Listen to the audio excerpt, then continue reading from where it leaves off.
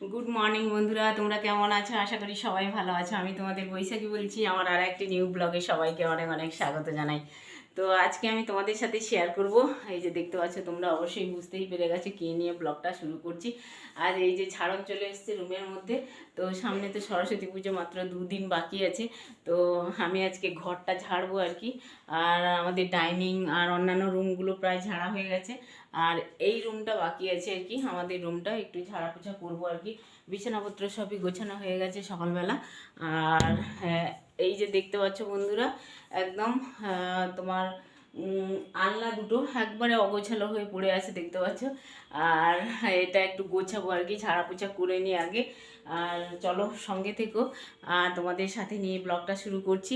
আশা করি তোমাদের ব্লগটা ভালো লাগবে, দেখতে থাকো বন্ধুরা। আর আজকে আমি শাড়ি পরেছি, দেখতে পাচ্ছ কেমন লাগছে অবশ্যই কমেন্টে জানিও কেমন শাড়ি পরে।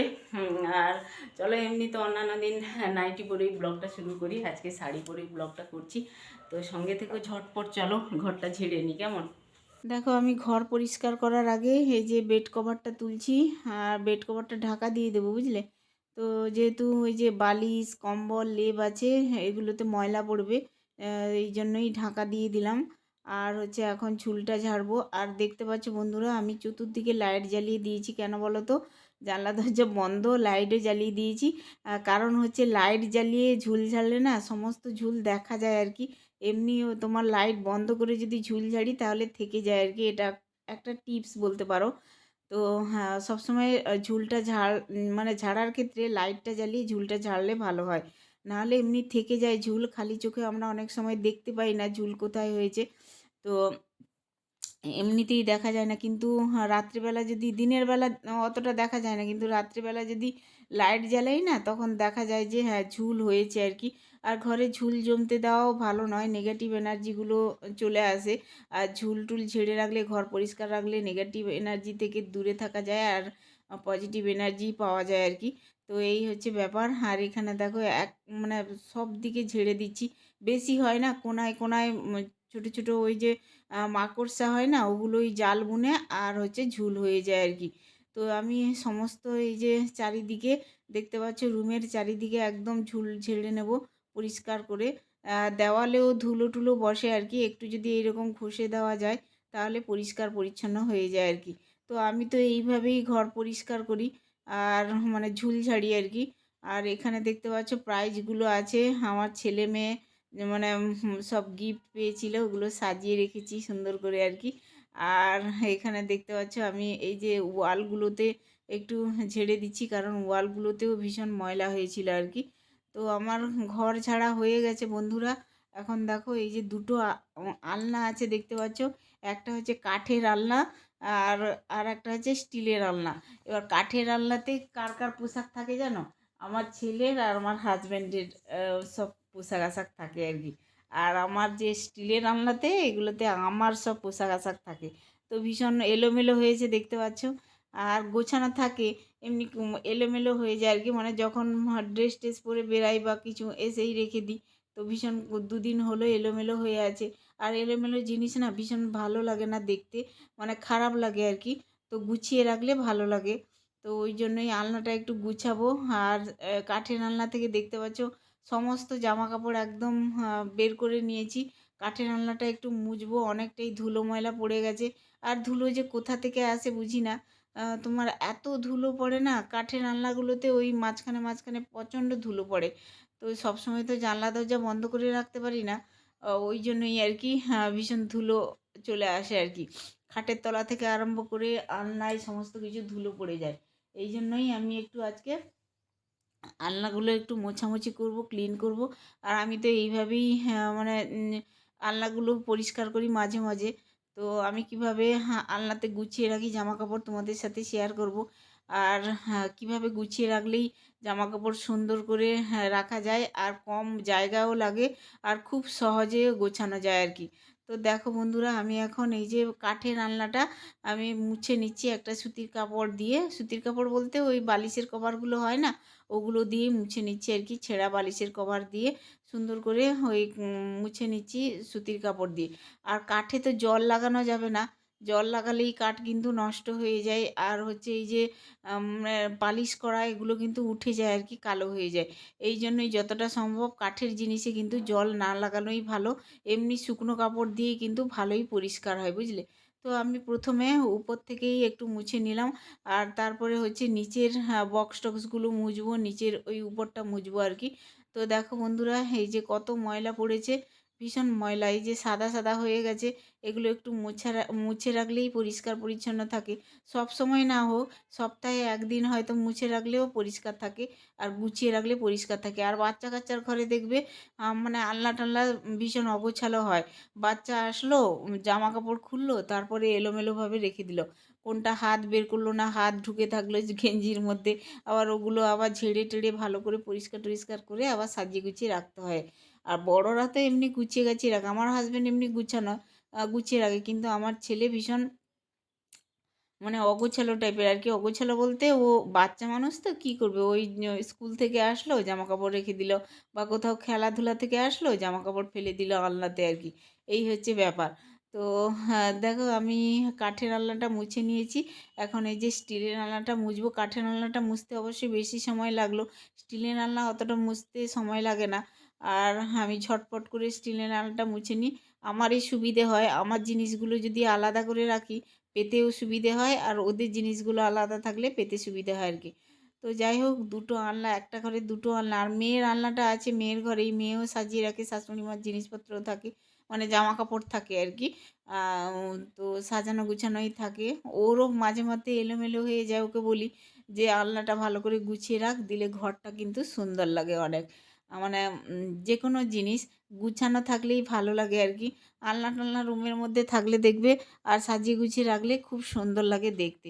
তো দেখো আমি এই যে স্টিলের আলনাটাও মুছে নিলাম। মুছে ফার্স্টে আমার জিনিসপত্র বলছি, সরি, জিনিসপত্র তো নয়, জামা কাপড়গুলো আর কি। তো জামা কাপড়গুলো একটু গুছিয়ে নিচ্ছি সুন্দর করে আর কি। তো চলো, আমি এইভাবেই তো জামা কাপড়গুলো গুছিয়ে রাখি আলনাতে। তো আমি দেখো প্রথমে এই যে চুড়িদারগুলো একটা র্যাকে রেখে দিলাম আর কি, একটা থাকেই, আমার পেতেও সুবিধে হয় আর রাখতেও সুবিধে হয় আর কি।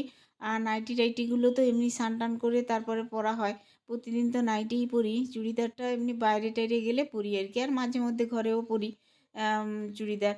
তো দেখো আমি প্রথমে এই যে চুড়িদারগুলো এক এক সাইডে রেখে দিলাম, আর এখানে দেখতে পাচ্ছ এটা হচ্ছে নাইটিগুলো এক সাইডে রেখে দিলাম আর কি। এগুলো সমস্ত কিছু আমার নাইটি, মেন নাইটি তার তার রুমেই আছে, এগুলো আমার নাইটি আর কি। নাইটি লাগে আর কি, মানে সারাদিনে 2-3 বার নাইটি চেঞ্জ করতেই লাগে। হয়তো কোনো সময় মাছ ধুলাম, হয়তো কাজ করলাম, ভিজে গেলাম, এগুলো নাইটি চেঞ্জ করতেই লাগে আর কি। তো যাই হোক বন্ধুরা, এই যে টুড়িদারগুলো একটা সাইডে রেখে দিচ্ছি আমার যাতে পেতে সুবিধে হয়। আর এখানে একটা শাড়ি রাখলাম, সরস্বতী পুজোতে পরবো আর কি এই শাড়িটা। তো এখন বের করানো থাকলো আর কি আমার, আর বের করতে হবে না, এই শাড়িটাই দেখি পরবো না হয়। মানে বের করানো আছে, তো এই শাড়িটাই পরবো, এটা ধোয়া কাচা শাড়ি। তো বেশ ভালোই হবে, বের করানো থাকলেই আর মানে খোঁজাখুঁজিও করতে হবে না, এই শাড়ি পরবো ওই শাড়ি পরবো মানে করতে হবে না আর কি। তো বের করানো আছে, এটাই হয়তো পরে নেব সরস্বতী পুজোর দিন আর কি। তো যাই হোক বন্ধুরা, আমার আলনাটা গুছিয়ে নিয়েছি, এখন দেখো হাজব্যান্ড আর ছেলের জামা কাপড়গুলো গুছিয়ে নেবো আর কি। তো সমস্ত কিছু ওই যে হ্যাঙ্গারের জামা কাপড়গুলো ঝুলিয়ে দিলাম, এখন ছেলের জামা কাপড়গুলো তুলবো। আর সত্যি কথা বলতে আমার হাজব্যান্ডের না পোশাক আশাক খুবই কম, জানো তো। ও খুবই কম পোশাক আশাক বের করে, বা বের করলেও গুছিয়ে গাছিয়ে রাখে আর কি। তো বেশ ভালো লাগে। আর দেখো আমার আলনা গোছানো একদম কমপ্লিট। কেমন লাগলো আলনা গোছানো অবশ্যই কমেন্টে জানিও। ঠিক আছে, এইভাবে আলনা গুছিয়ে রাখলে সুন্দর করে থাকে, আর হচ্ছে অগোছালোও কম হয়। আর বাচ্চা কাচ্চার ঘরে কিন্তু অবশ্যই অগোছালো থাকবেই, এটা হচ্ছে ধরা বাঁধা কি বলে সংসারের রীতি আর কি, বাচ্চা কাচ্চা থাকলেই জিনিসপত্র এলোমেলো হয়। তো যাই হোক বন্ধুরা, দেখো চলে আসলাম আলনা টালনা গুছিয়ে, এখন রুমটা পরিষ্কার করে নেবো আর কি। তো রুমটা বলতে ওই যে বেড কভারটা তুলে রেখেছিলাম ঢাকা দিয়ে, ওইটা একটু পাতিয়ে দিলাম তোষকটা ঝেড়ে আর কি। আর ময়লা পড়েছিল মাঝখানে, ওটা ঝাড়লাম, তারপরে হচ্ছে বেড কভারটা ভালো করে সাইজ করে রেখে দেবো আর কি, সুন্দর করে। আর বেশ ভালো লাগবে বেডরুমে ঢুকলেই, যে কেউ ঢুকলেই বলবে হ্যাঁ রুমটা গোছানোই আছে। তো এখন দেখো একদম নিচে ঝাঁট দিচ্ছি রুমটা আর কি, পরিষ্কার করে নেবো। আর পরিষ্কার করে ঝাঁট দিয়ে তারপরে হচ্ছে ঘরটা মুছে নেবো আর কি। ঘরটা মুছলেই তবে গিয়েই শান্তি হবে। কারণ মানে ঘরটা না মুছলে আবার খামতি থেকে যাবে আর কি। ইস, ঘরটা মুছলাম না, ঝাঁট দিয়ে রেখে দিলাম, এইরকম একটা ব্যাপার আর কি। তো ওই জন্যই দেখো আমি পরিষ্কার করে খাটের তলা টলা থেকে একদম ঝাঁট দিয়ে নিয়ে চলে এসেছি। আর এখন ময়লাগুলো বাইরে বের করে দেবো আর কি। আর কিছু জামা কাপড় আছে, ওগুলো কাচতে হবে, হাজব্যান্ডের জামা কাপড় আর কি, যেগুলো রেগুলার পরে যায়। এখন তো শীতকালে আর হচ্ছে জামা কাপড় অতটা তোমার ঘেমে যায় না, তবে প্রতিদিনেরটা কাচতে হয় আর কি। তো কাচবো তার আগে দেখো ঘর ঝাঁট দিয়ে চলে এসেছি রান্নাঘরে। দুপুরে খাওয়া দাওয়া হবে। মাছ বের করেছিলাম ফ্রিজ থেকে, এগুলো হচ্ছে রুই মাছ। তো আগের দিন নিয়ে এসেছিলো হাজব্যান্ড, ফ্রিজে রেখে দিয়েছিলাম। মাছগুলো আগে থেকে বের করে না রাখলে না ফ্রিজ থেকে তো বরফ জমে থাকে আর কি। আমি অনেকক্ষণ আগেই বের করে রেখেছিলাম, সকালবেলা ভোরে উঠেই বের করে রেখে দিয়েছিলাম। আর এখন দেখো মাছ রান্না করছি, হচ্ছে মাছ ভেজে আবার রান্না করছি আর কি। ফুলকপি নিয়ে এসেছিলো হাজব্যান্ড, বলছিল ফুলকপি আলু দিয়ে তরকারি করবে। তো আমি এই যে ফুলকপি আলু দিয়েই তরকারি করে রাখছি আর কি, দুবেলার মতো তরকারি হয়ে যাবে। দুবেলার তরকারি, আমরা দুপুরে মাছ খাবো, রাতে তো রুটি টুটি করবো। আর হাজব্যান্ডের জন্য তরকারি রেখে দেবো আর কি। এই হচ্ছে দুপুরের মেনু, ফুলকপি আলু মাছ দিয়ে তরকারি। একটাই তরকারি দিয়ে আজকে ভাত খাওয়া হবে দুপুরে। আর এখন দেখো জামা কাপড় নিয়ে চলে এসেছি কিছুটা, আর হাজব্যান্ডের জামা প্যান্ট আর কি এগুলো। আর কয়েকটা ছিল, এগুলো না কাচলেও নয়, কালকে পড়ে যাবে, ওই জন্যই কেচে দিচ্ছি আর কি। আর কয়েকটা আছে, ওগুলো আজকে আর কাচবো না, কালকে কাচাকুচি করে নেব। তো অল্প যখন জামা কাপড়, ওই জন্য বাথরুমে নিয়ে বসছি আর কি। তো চলো জামা কাপড়গুলো তো ধোয়াই হয়ে গেল, কাচাকুচি করে পরিষ্কার করে। ওই গেঞ্জি জামা এইগুলোই আর কি, রুমাল এই কটাই, বেশি কিছু নেই। তো চলো আজকের ভিডিওটা এখানেই এন্ড করছি। আমার এই ক্লিনিং ব্লগ কেমন লাগলো অবশ্যই কমেন্টে জানিও। ভালো লাগলে একটা লাইক কমেন্ট শেয়ার করে দিও। আর চ্যানেলটায় নতুন হলে চ্যানেলটাকে অবশ্যই সাবস্ক্রাইব করে আমার পাশে থেকো। টাটা বাই বাই, আবার দেখাচ্ছে নিউ ব্লগ নিয়ে।